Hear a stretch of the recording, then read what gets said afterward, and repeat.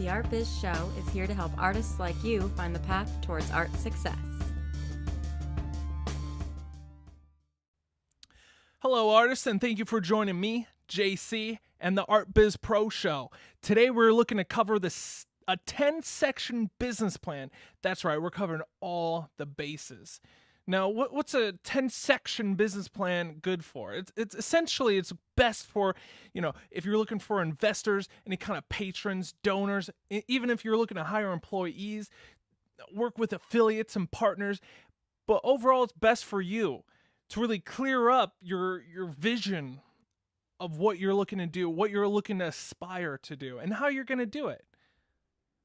All right, so diving right in. Section 1 is the executive summary. This is the business overview. It's really what you and your team actually do. What kind of products you're looking to produce or manufacture or paint or sculpt. You really have to ask yourself, why is your product or team uniquely qualified to succeed? What makes you different? What makes you prone to succeed? Also consider the financial plan. What is your expected financial performance over the next 6 months, over the next year, and even over the next 5 years? I know, tough question, but write something down and let's move along.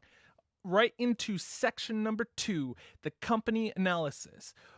So this is like, when did you first start producing? When was that very first time that your paintbrush touched the canvas? When was the first time your hands touched the sculpting clay? When was that? Also, where are you located? Where in the world are you? Now that's like it could be like an office address, your manufacturer address, a studio address, just where is it? Also, what kind of legal structures do you have in place? Do you have any, like an LLC or like an S Corp or, nonprofit, or are you just, an individual doing your individual thing? And also, what have you achieved to date? How many paintings have you done? How many artworks have you done? Have you been in galleries? Have you sold anything? Just really your history right here. Boom, just history. Section 3, industry analysis. Tell your reader everything you know about your specific industry, your niche, your market. Tell them everything. Tell them, like, with a market overview, what are the top 5 characteristics of your market? How big is it in revenue? How many, and like, is it growing in market or is it just kind of stagnant? What trends is that market currently facing? What is it going through? And also, let's talk about the relevant market size. So what I'm talking about, like, how big is the revenue? The relevant market size. Imagine you owned 100% market share. Imagine that. Imagine you owned the entire home decor sculpture just industry. What are we talking? Millions? Potentially billions? Imagine you owned all of that. How much annual revenue would your company make? So, calculate this to express the opportunity to yourself as well as to the reader, to your investors, to your patrons. Moving on. Number 4, customer analysis. Now, you really have to understand your customer demographic.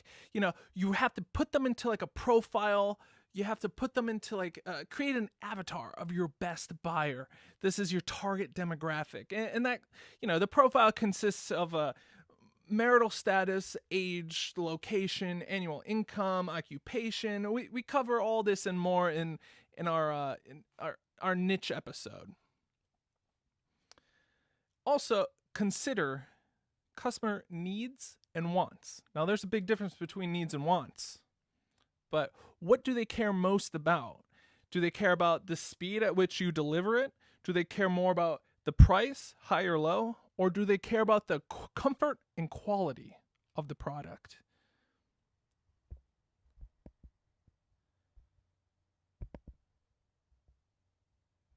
All right, number 5, competitor analysis.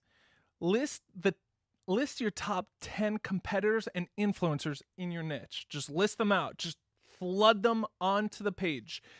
If you can think of more, awesome. If you can't think of 10, just do what you can. Just get them out, get them written down.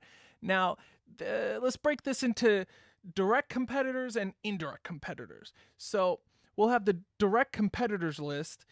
Now that's list what products and services they offer. Now, a direct competitor is exactly someone like you producing pretty much the exact same thing. So if you're a painter painting countryside landscapes with an impressionistic 2D style, and there's someone else out there doing the same thing, that's a direct competitor. Now, double check their prices and also what their obvious marketing strategy is. How are they reaching their audience? How are they reaching their collectors, their consumers? Check that out. Now, the indirect competitor, this is a business that sells similar products or services, but they don't directly focus on that market or niche. So like an example, I guess you say is Walmart, but I mean, Walmart's an indirect competitor with everyone, just like Amazon or whatever. But say conversation, Walmart is an indirect competitor of like, say, a salon hair colorist. And that's because Walmart sells box hair dyes for say $10, whereas the professional hairstylist has a service that charges $200. That's a premium service. Why would you go to a salon over Walmart for their box dye? Clear and obvious reasons. Why would someone... So it's really good to have a list of these indirect competitors because maybe they could outsource something to you. Maybe you could work out an affiliate deal, something. Now, the competitor advantage. What are the 10 reasons why your business will outperform both the direct and indirect competitors? 10 reasons. Give me them. All right, now number 6. Now, these are all debatable priority, but to me, this one, number 6, is the most important. What is your marketing plan? Now, in your content, you must highlight features and benefits of your products or services, their pricing, and promotional plans. Now, the marketing plan, this highlights features and benefits of your products and services, your pricings, and promotional plans. All right, so step 1, let's talk about your products, services, pricing per item. List how your collector will benefit from them. List the unique and powerful features, and what is the price. Now, if you're new to this, you don't understand the price, but look for an episode that covers pricing. All right, let's talk promotional plan. How will you attract new customers? How will you engage existing prospects? And how will you encourage repeat customers? All of those are very important for growth.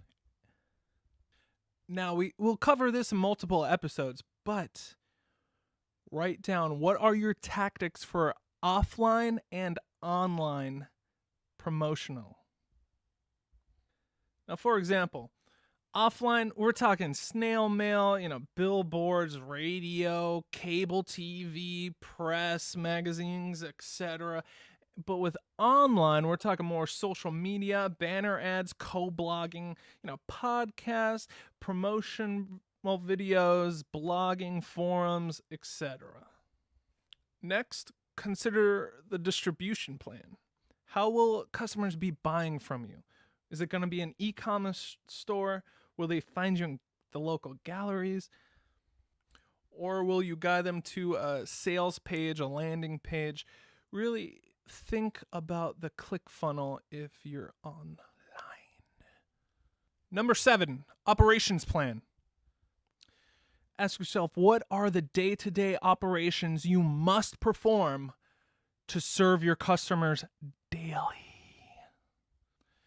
And what are the important milestones you expect to conquer as you grow and expand? Number 8, the management team. Who's in your team? Who do you have around you? Do you have any employees?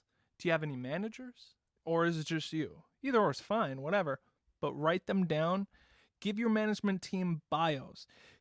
Show their name, their title, their background, their passions, what they do, how they add to the team and the overall success of your mission.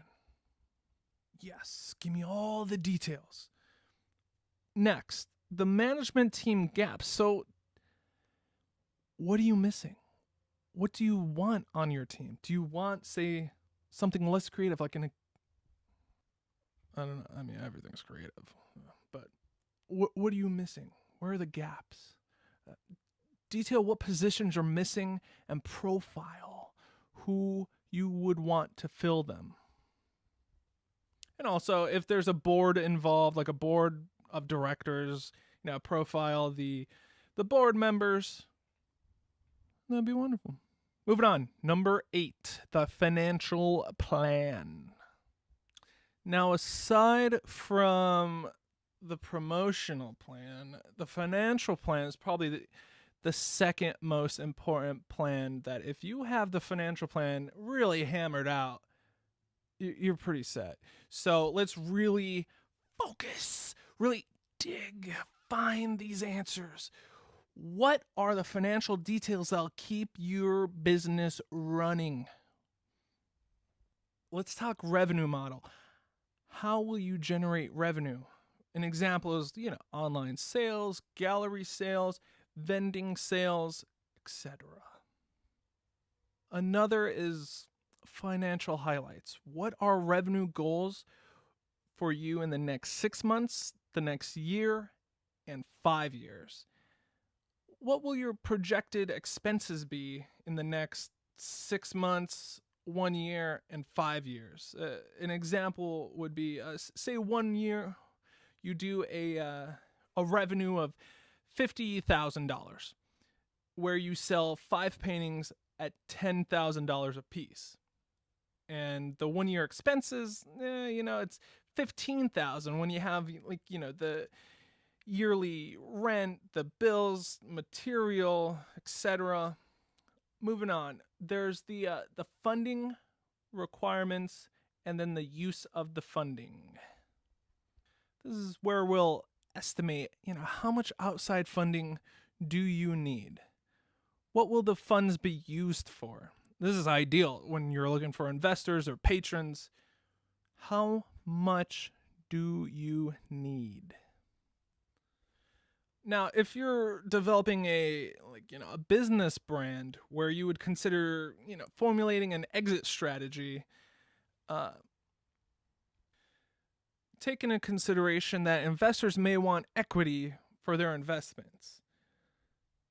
So consider how the investors will be able to cash out on their investments. Maybe not this year, but projected years, decades. Now the mathematical formula for understanding the return on investment, aka ROI, for the investors goes like this. It is the return on investment equals operating profits minus taxes divided by invested capital. Now understand that there's all kinds of different assets. Let's talk about fixed assets.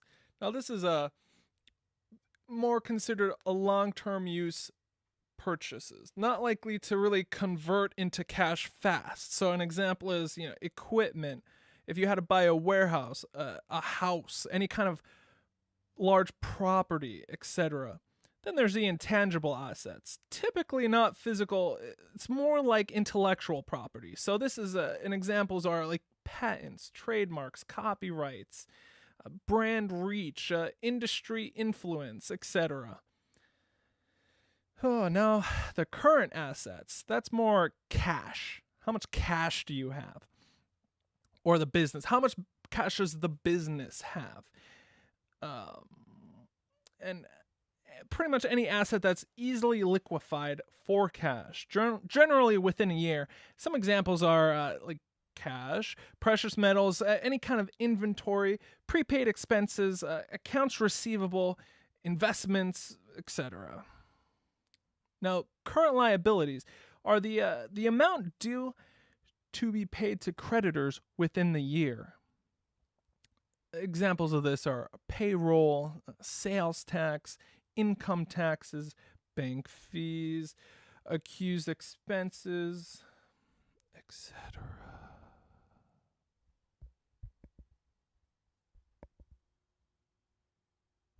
Now, finally, number 10 is the appendix. Now, within the appendix, let's talk. Here you'll have any kind of, store design. If it's like a franchise, it's what will always be revert back to for the store design. Any kind of patents, copyrights, any kind of legal work go here. Contracts, between the customers and employees, yourself. That's in the appendix. Thank you for joining us on the ArtBiz Show. Learn more at artbizshow.com. That is ArtBizShow.com. ArtBizShow.com. See the show notes for more helpful info. Check out our other episodes and please share this with those who need it most. Subscribe for future episodes. Follow us on Twitter at ArtBizShow, Instagram at ArtBizShow, and Facebook at ArtBizPro. Support will help us to help artist communities. You can support us at www.patreon.com/ArtBizPro. No donation is too small or large.